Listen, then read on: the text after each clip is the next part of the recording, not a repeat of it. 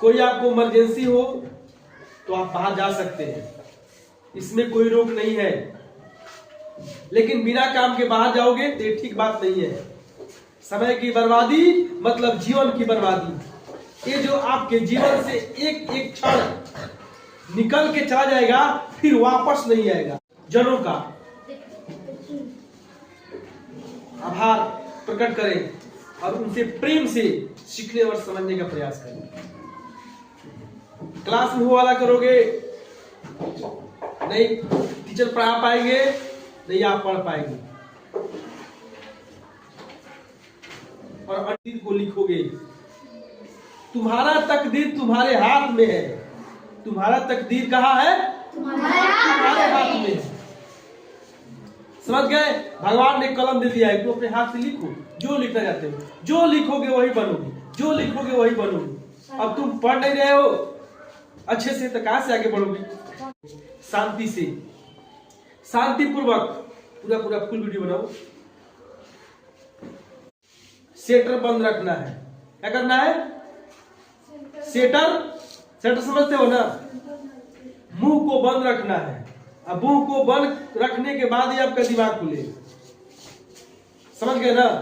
तो कभी भी क्लास में शांत रहे, सजग रहे, तैयार रहे सीखने के लिए। मेरी यही विधि को सही ढंग से नहीं सीखा है। और सही ढंग से नहीं सीखने का मतलब क्लास में वो डिस्टर्बेंस करते हैं, दूसरे को परेशान करते हैं, खुद नहीं पढ़ते हैं और दूसरों को भी नहीं पढ़ने देते हैं।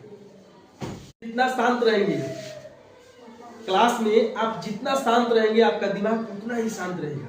और जितना आपका दिमाग शांत रहेगा आप चीजों को उतना आसानी से और सही ढंग से सीख पाएंगे। आपको पढ़ने में मन क्यों नहीं लगता है? पता है बहुत सारे बच्चे ऐसे हैं, बहुत सारी बच्चियां हैं, यहाँ पर भी हैं या कुछ नहीं आई है। पढ़ने में जीवन को समझना है तो संस्कृत को समझना है।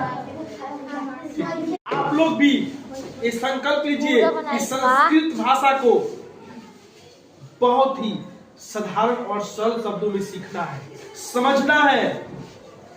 संस्कृत आपके जीवन में नहीं है तो समझो कि संस्कार नहीं है। जिसके जीवन में संस्कृत नहीं है उसके जीवन में संस्कार। संस्कृत एक ऐसा विषय है जो हमें संस्कार देता है। जिस विषय से हमें संस्कार की प्राप्ति होती है हम उसे कहते हैं संस्कृत। संस्कृत पढ़ना हमारे जीवन में कितना बहुमूल्य है, कितनी अच्छी चीजें हैं, ये शायद आप लोगों को पता नहीं होगा, लेकिन मैं जानता हूँ संस्कृत के प्रति